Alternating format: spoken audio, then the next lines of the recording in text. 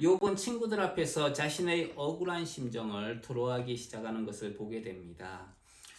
여러분들은 어떤 소망을 가지고 있습니까?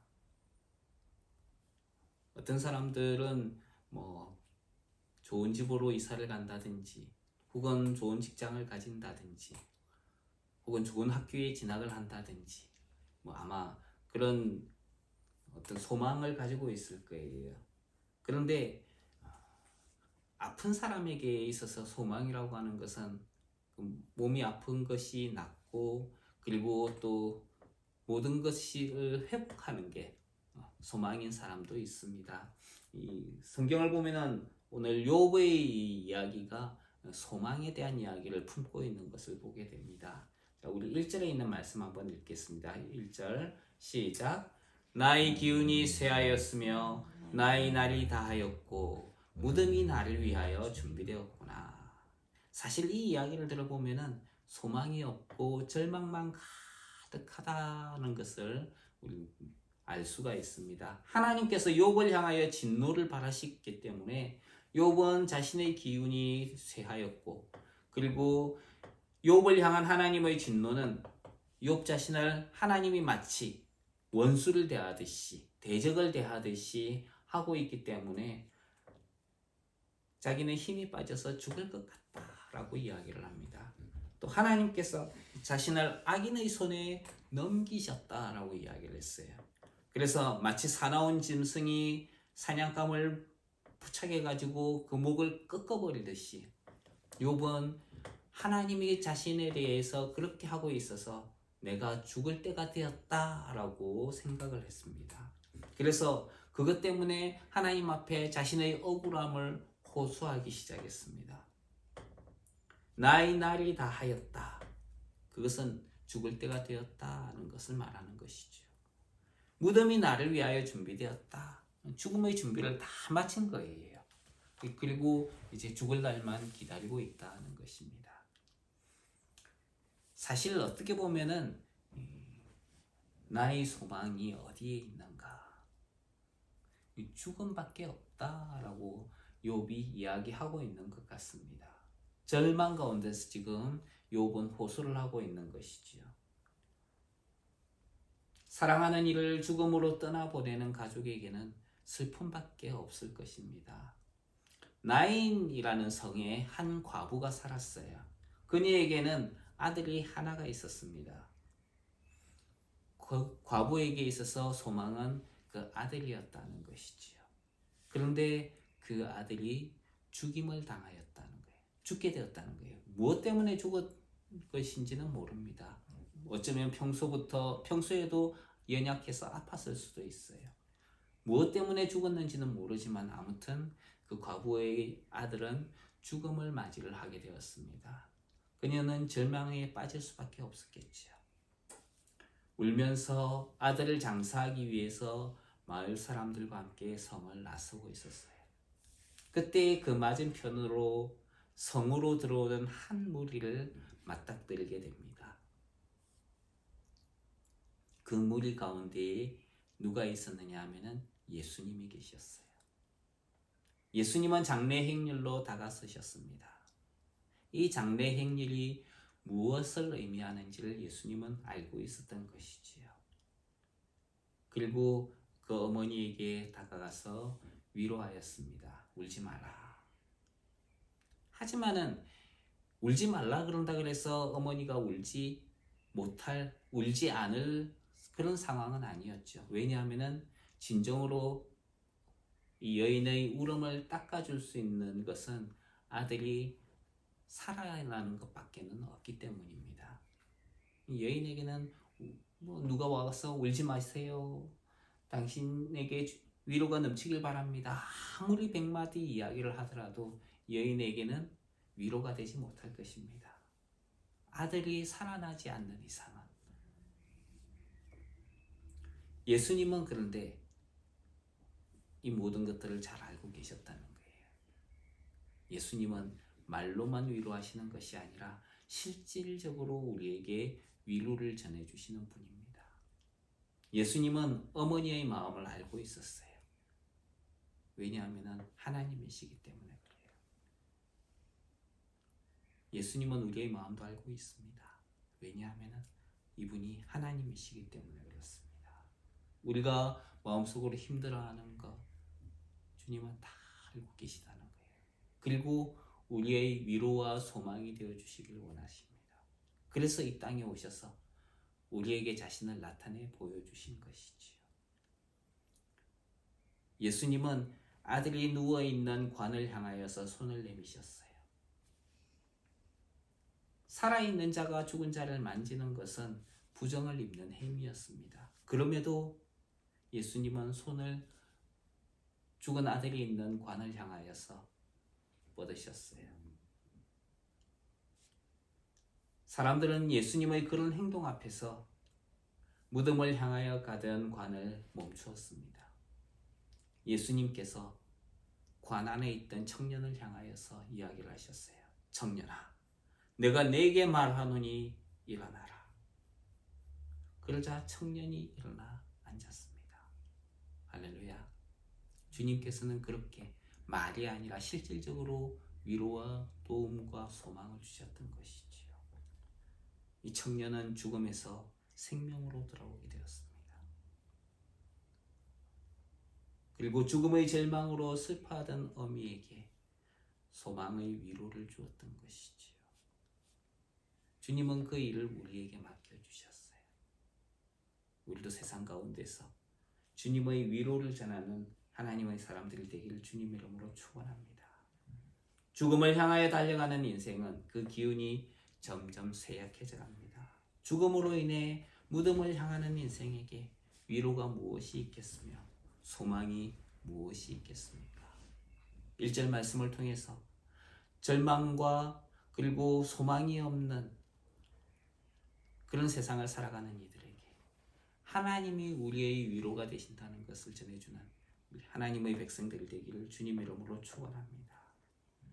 2절에 있는 말씀 한번 읽겠습니다. 2절 시작. 나를 조롱하는 자들이 나와 함께 있으므로 내 눈이 그들의 충동함을 보는구나. 욥은 절망 가운데 있다라고 하면서도 그 절망에서 벗어날 수 있도록 주변에 있는 사람들에게 도움을 요청을 하는 것 같아요. 그런데 주변에 있는 친구들은 무엇을 하고 있습니까? 욥 자신을 오히려 위로하기보다는 조롱하고 있다는 것입니다. 욥의 친구들은 욥이 악인이라면서 그의 상당한 보응을 네가 받고 있는 것이다 라고 이야기를 합니다. 욥은 친구들과 함께 대화를 나누며 계속 친구들로부터 조롱을 받아야 됐어요. 정죄를 당해야 됐습니다. 친구들과의 대화는 욥에게 위로가 되기보다는 괴로움의 연속이었어요. 우리는 친구들과 이야기하면서 사람들과 이야기하면서 그들과의 그 대화를 통해서 위로를 받기를 원하고 또 우리 생각을 드러내기를 원합니다. 그런데 그것을 다 막아버리는 거예요. 그럴 때 우리 마음은 어떨까요? 깝깝함이 가득할 거예요. 내가 뭘 잘못하고 있나? 친구들로부터 위로를 받지 못합니다. 그래서 욥은 계속해서 쓸모없는 질책을 하는 친구들보다 하나님을 찾는 모습을 볼 수가 있습니다. 하나님께 자신을 돌아봐 주시기를 호소하고 있는 것이지요. 3절에 있는 말씀입니다. 3절 시작. 청하건대 나에게 담보물을 주소서. 나의 손을 잡아줄 자가 누구리까? 담보라고 하는 것은 누군가로부터 약속한 것을 받을 때까지 잠시 어떤 물건을 맡아두는 것을 담보라고 이야기를 하죠. 담보물을 받는다는 것은 약속을 한 당사자 간의 약속 내용에 근거한 거예요. 누가 나에게 무엇을 주겠다고 했을 때 그것을 받을 때까지 그 사람의 약속이 틀림없이 지켜질 것이다. 이런 그것이 확실하다는 것을 확인해 주기 위해서 주어지는 것이 담보물이죠. 그러니까 담보물은 약속의 내용을 지키겠다는 확신함이 전제가 되는 것입니다. 또 담보물의 경우에는 평생 내가 가지고 있을 수 있는 게 아니에요. 기한이 정해져 있습니다. 약속한 걸 갖다가 주면은 나는 그 담보물을 돌려줘야 되는 것이지요. 그래서 그 담보물이 원래의 주인에게 돌아가게 되면 나에게는 원래 약속하였던 것이 주어지게 되는 것입니다. 욥이 하나님께 담보물을 달라라고 하실 때는 하나님께서 욥에게 뭔가를 주시겠다라는 약속이 있어야 된다는 것입니다. 그런데 욥은 무엇을 바라고 있습니까? 욥이 하나님께 바라는 것은 자신의 온전한 회복이에요. 몸도 깨끗이 낫고 그리고 옛날의 명성을 회복하는 것이 욥이 원하는 것입니다. 근데 사실 담보물을 주십시오라고 하는 이 욥에게 하나님은 내가 너를 회복시켜 주겠다는 약속을 하지 않으셨어요.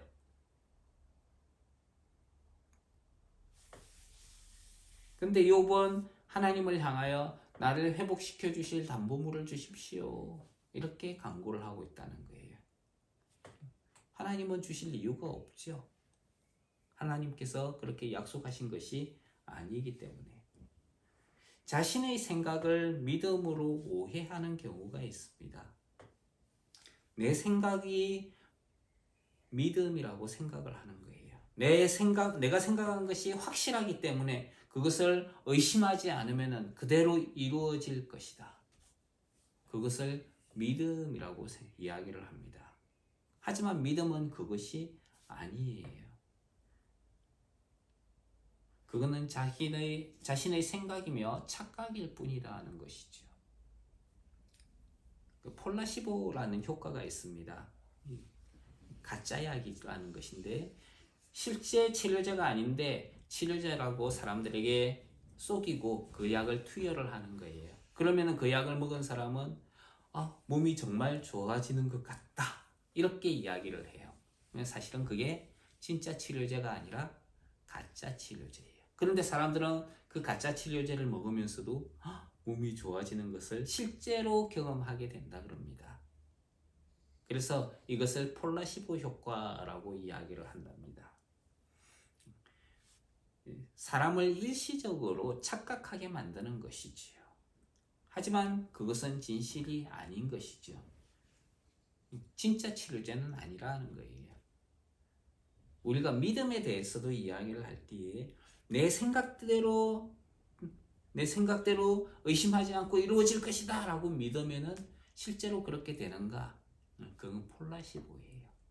가짜예요. 우리가 가진 믿음이라고 하는 것은 참된 믿음은 참된 지식에 근거해야 되는 것입니다. 올바른 믿음이라고 하는 것은 올바른 지식에 근거해야 되는 거예요.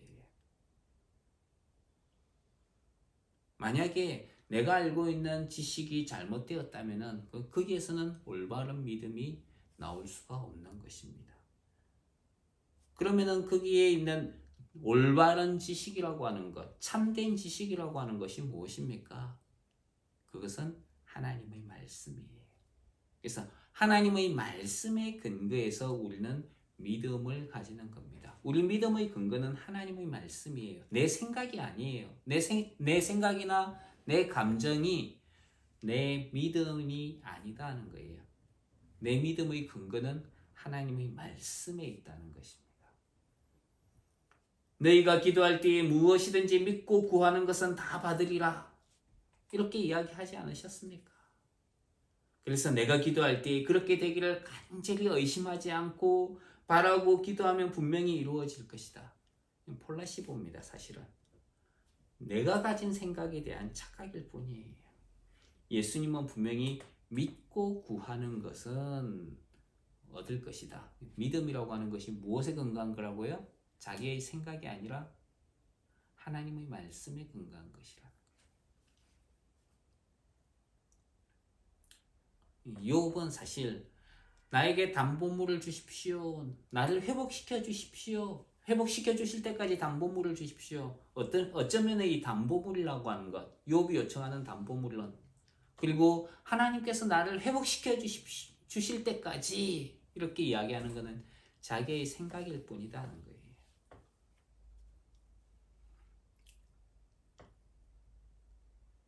그런데 욥은 하나님께 담보물을 달라고 하면서 나의 손을 잡아줄 자를 구하고 있는 것을 보게 됩니다. 손을 잡아준다는 것은 위로자이고 동력자를 말하는 것이지요.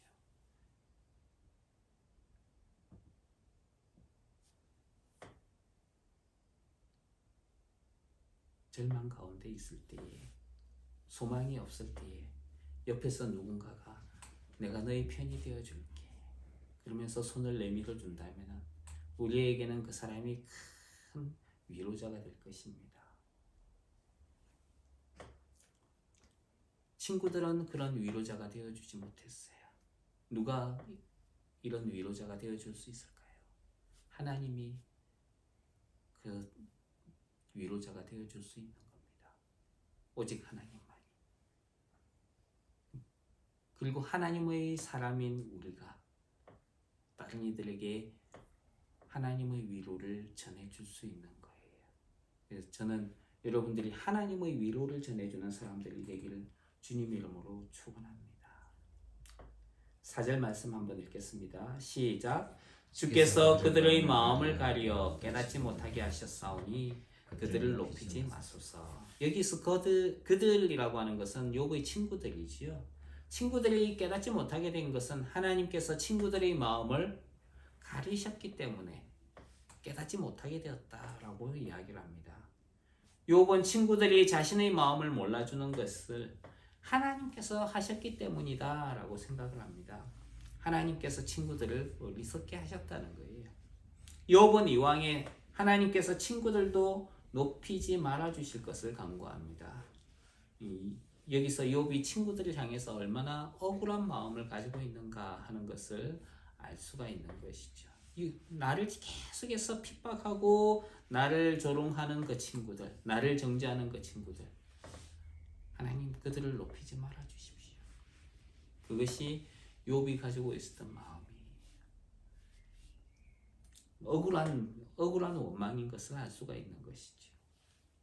5절에 있는 말씀 한번 읽겠습니다. 5절 시작. 보상을 얻으려고 친구를 비난하는 자는 그의 자손들의 눈이 멀게 되리라. 욥은 친구들이 보상을 얻기 위해서 자신을 비난한다라고 말합니다. 그럼 욥을 비난함으로써 친구들이 얻게 되는 보상이 뭘까요? 그것은 하나님 앞에 의롭다고 인정을 받는 욥을 무너뜨리는 거예요. 친구를 무너뜨리는 것이 자기들의 자랑이라는 거예요. 내가 하나님을 무너뜨렸다. 이게 된다는 거예요. 욥이 가졌다는 의로움은 내가 가진 지식에 비하면 아무것도 되지 않는다. 자만하는 것이죠. 나의 지적질에 의로운 욥이 무너졌다는 거예요. 하나님을 향하여서 당신이 인정하던 욥을 내가 말 몇 마디로 물리쳤다는 거예요. 사실 이거는 애초에 사단이 하나님을 찾아와서 욥을 시험할 때에 했던 그런 마음과도 같은 것입니다.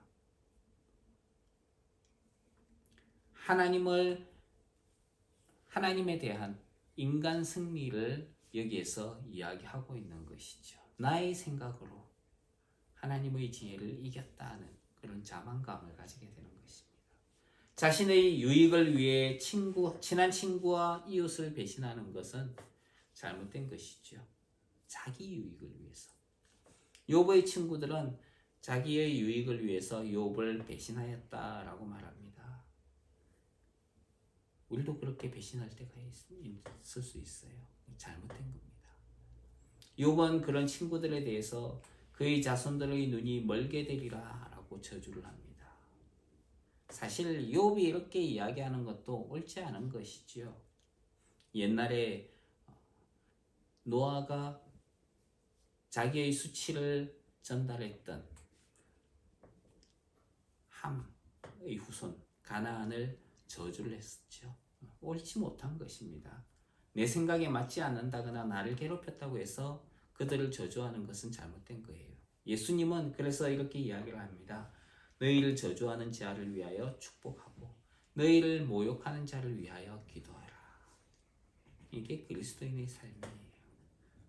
누군가가 나를 막 비난한다 그래가지고 내가 같이 비난한다든지 하는 것은 그리스도인으로서의 합당한 모습이 아니라는 것입니다. 오히려 우리는 그들을 위해서 축복하고 기도하는 사람들이 되어야 됩니다.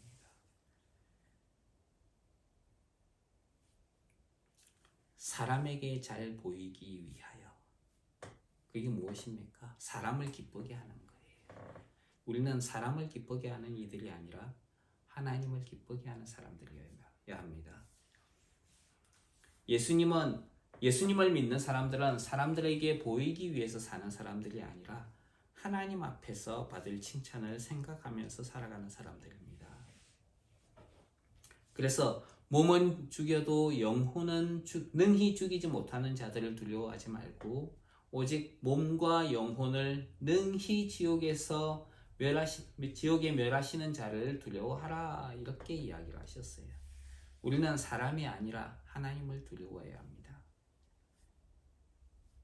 이제 내가 사람들에게 좋게 하랴, 하나님께 좋게 하랴, 사람들에게 기쁨을 구하랴. 내가 지금까지 사람의 기쁨을 구하는 것이었다면 그리스도의 종이 아니다 라고 바울은 이야기를 했어요. 우리는 그리스도에게 속한 자로서 하나님의 기쁨을 구하는 사람들로 살아가길 바랍니다. 그래서 주님 앞에 인정받는 하나님의 사람들이 되기를 주님 이름으로 축원합니다. 그래서 마태복음 25장 21절에는 이렇게 이야기하고 있습니다. 잘하였도다 착하고 충성된 종아, 내가 작은 일에 충성하였음에 내가 많은 것으로 내게 맡기리니 내 주인의 즐거움에 참여할지어다. 이렇게 주님으로부터 잘했다고 칭찬받고 인정받는 하나님의 사람들이 되기를 주님 이름으로 축원합니다. 6절에 있는 말씀 한번 읽겠습니다. 시작. 하나님이 나를 백성의 속담글과 되게 하시니 그들이 내 얼굴에 침을 뱉는구나. 친구들에 대한 비난은 하나님을 향한 오해로 돌아서고 있습니다. 욥은 하나님께서 친구들이 깨닫지 못하도록 하셨고 그리고 욥을 비난하게 하셨다라고 이야기를 합니다. 그 하나님이 이제는 욥을 백성들의 속담거리가 되게 하셨다라고 이야기합니다. 얼굴에 침을 뱉는다는 것은 치욕을 안겨다주는 행위지요. 하나님을 알지 못할 때에 하나님을 오해하게 됩니다. 태초에 뱀 때문에 생긴 하나님에 대한 오해는 하나님에 대한 불순종과 하나님과의 그 관계의 파괴를 가져왔습니다. 그렇기 때문에 우리가 하나님을 오해하지 않기 위해서는 하나님과 가까운 관계, 친한 사이로 지내야 되는 것이죠. 그리고 하나님을 잘 알아야 하는 것입니다. 하나님을 잘 알고 하나님과 올바른 관계에 있기 위해서 우리가 무엇을 해야 됩니까? 말씀을 읽고 기도해야 되는 거예요. 종교적인 행동과 습관이 아니라 정말 내 마음을 털어놓고 하나님의 말씀에 내 마음을 투영을 시키고요. 그리고 하나님께 형식적으로가 아니라 진정으로 내 마음을 토로하면서 기도해야 되는 것입니다. 7절에 있는 말씀 같이 읽겠습니다. 7절 시작. 내 눈은 근심 때문에 어두워지고 나의 온 지체는 그림자 같구나. 하나님으로 인해 근심이 생기고 눈이 어두워졌다. 욥은 그렇게 이야기를 하죠. 또 욥의 몸은 그림자와 같이 어두움이 가득하다라고 이야기를 합니다. 욥은 이 모든 일의 근원이 하나님 때문이다. 하나님이 나에게 이렇게 하셨기 때문에 내가 이런 고통을 받는다라고 이야기를 합니다. 사실 하나님이 문제라고 생각하는 이 모든 것은 그 문제의 본질은 불순종 때문에 우리 인간이 당해야 되는 것들이었습니다. 죄를 지은 인간이 하나님을 향해 가지고 하나님 때문입니다 라고 핑계대는 것이지요. 여자의 말을 듣고 선악을 아는 나무 열매를 먹었던 아담이 하나님께 대해서 하나님 때문에 제가 먹었습니다 라고 불평하는 것하고 똑같다는 거예요. 그렇기 때문에 누군가에게 핑계를 댄다는 것은 무엇을 의미를 해요? 내가 죄를 지었다는 것을 의미를 합니다. 죄 가운데 있다는 것을 의미를 해요. 예수님은 우리를 죄에서 건져내셨습니다. 그렇기 때문에 다른 사람에게 우리가 핑계 댈 것이 아니라 우리 스스로를 인정하고 하나님의 긍휼과 자비를 구하는 사람들이 되어야 한다는 것이지요. 8절 9절 말씀 한번 읽겠습니다. 8절 9절 시작. 정직한 자는 이로 말미암아 놀라고 죄 없는 자는 경건하지 못한 자 때문에 분을 내나니 그러므로 의인은 그 길을 꾸준히 가고 손이 깨끗한 자는 점점 힘을 얻느니라. 욥은 의인인 욥이 기운이 쇠약해지고 조롱을 받으며 수치와 치욕을 받는다는 소식을 듣는 정직한 자들은 놀랄 것이다 라고 말합니다. 세상 가운데서 정직자들이 고통과 수치를 당한다는 것은 잘못된 것이며 생각할 수조차 없는 것이기 때문입니다. 욥의 친구들은 욥을 질책하고 책망하고 있습니다. 근데 정직자들이 보기에는, 세상의 정직한 사람들이 보기에는 그건 잘못된 것이다 라고 화를 낼 만한 것이라는 거예요. 여기서 욥은 친구들을 향하여 경건하지 못한 자다 라고 지칭을 하고 있는 것을 보게 됩니다. 그래도 욥은 정직한 자와 죄 없는 자가 자신의 편이 되어줄 것이다 라고 생각하고 있어요. 그 정직한 자와 그리고 죄 없는 자가 욥에게 있어서 자기의 희망이 되고 소망이다 라고 이야기를 하고 있다는 것이죠. 그래서 자신이 고통을 당하는 이런 상황 속에서도 의인은 의로운 길을 그래도 계속할 것이고 손이 깨끗한 자는 힘을 회복할 것이다 라고 이야기를 합니다. 세상에 악이 가득하다고 생각할 때 우리는 절망을 하게 됩니다. 그런 가운데에서도 우리는 하나님께서 우리에게 주신 그 길을 묵묵히 잘 감당하면서 걸어가는 사람들이 되기를 바랍니다.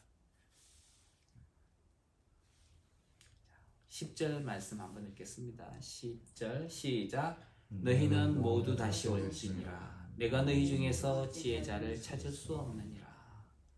욥은 그런 의인들과 손이 깨끗한 자를 생각하면서 다시금 힘을 내며 경건하지 못하다고 했던 친구들을 향하여서 너희 중에는 지혜가 없다. 다시 와서 내가 하는 말을 잘 들어봐라. 내 지혜를 한번 들어봐라.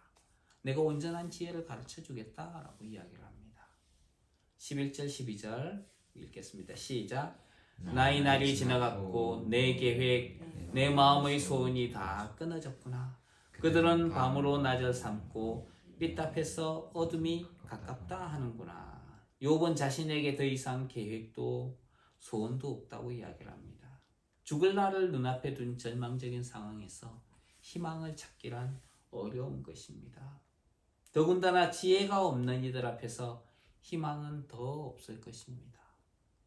지혜가 없다는 것은 악인을 지칭할 때에 지혜가 없다라고 고대에서는 그렇게 이야기를 했어요.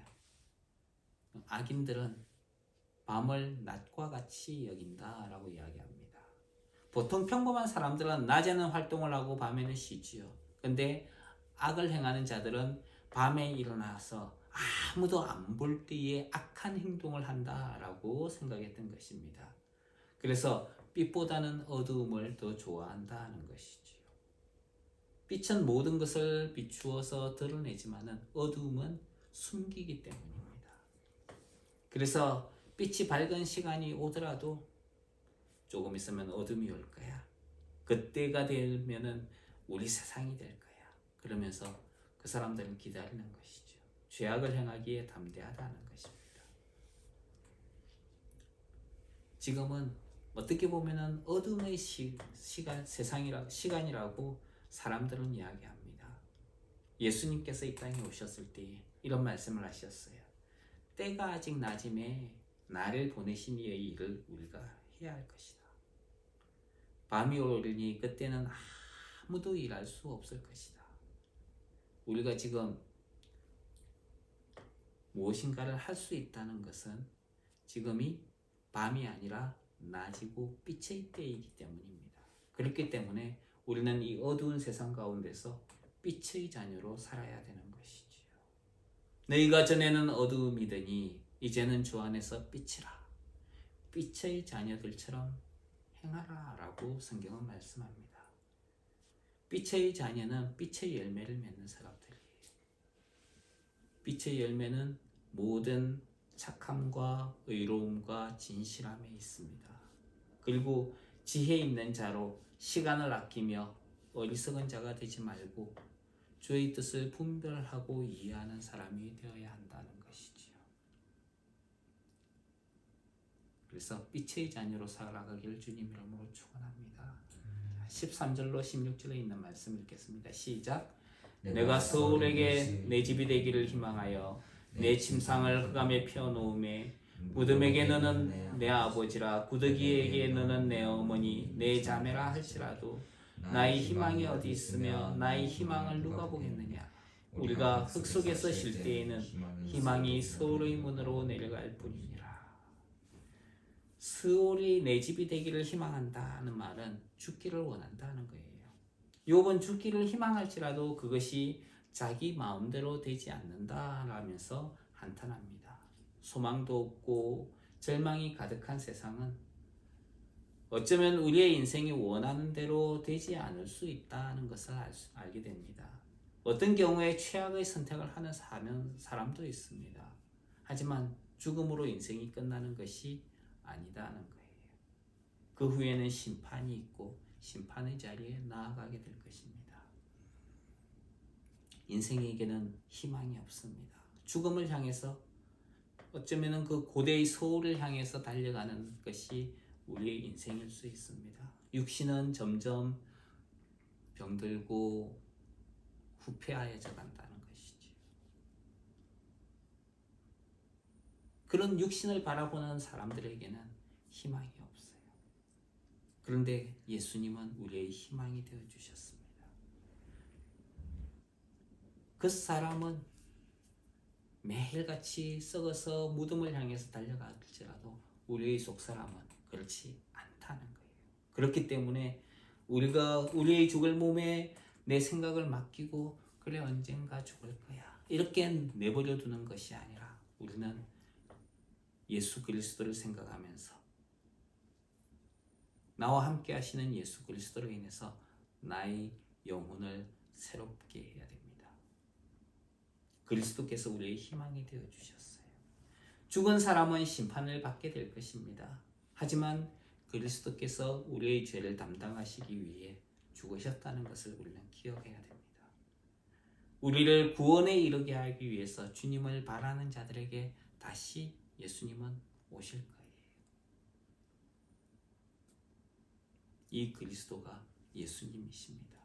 우리는 거칠고 험하며 소망이 없는 세상에서 우리의 희망이 되어주시는 예수님을 믿고 빛의 자녀들로 살아가는 하나님의 사람들이 되기를 주님 이름으로 축원합니다. 기도하겠습니다. 하나님, 희망이 없고 절망이 가득한 세상 가운데에서 주님께서 우리의 희망이 되어 주신다는 것을 보게 됩니다. 우리의 육체는 후퇴하고 소망이 없고 절망이 없는 곳을 향하여서 달려갈지라도 우리의 영은 우리를 구원하신 하나님을 바라보며 날마다 순간마다 새로워지며 살아계신 하나님 앞으로 빛의 자녀로서 세상 가운데 살아가게 하옵소서. 예수님 귀하신 이름으로 기도합니다. 아멘.